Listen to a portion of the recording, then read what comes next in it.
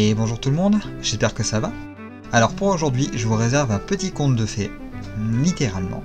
Je vous laisse découvrir ça en vidéo. Allez, c'est parti.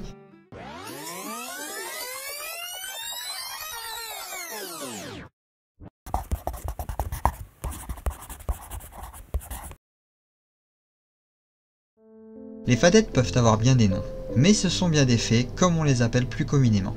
Et il y a un autre nom qui ressort assez souvent dans nos légendes. Je veux bien sûr parler d'un nouveau pont du diable.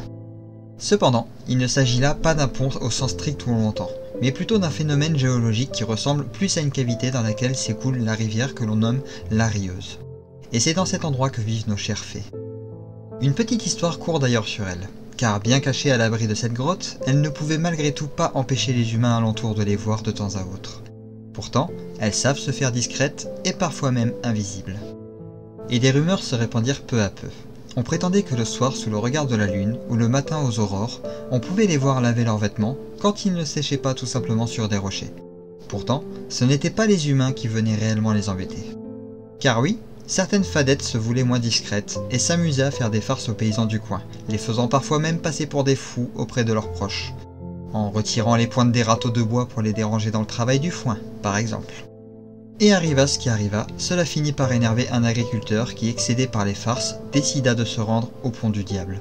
Proche de la grotte, il parvint à attraper une des plus petites fées, encore un enfant que l'on appelle un Adoun, pour l'emmener chez lui. La petite fée pleura du soir au matin, implorant qu'on la libère.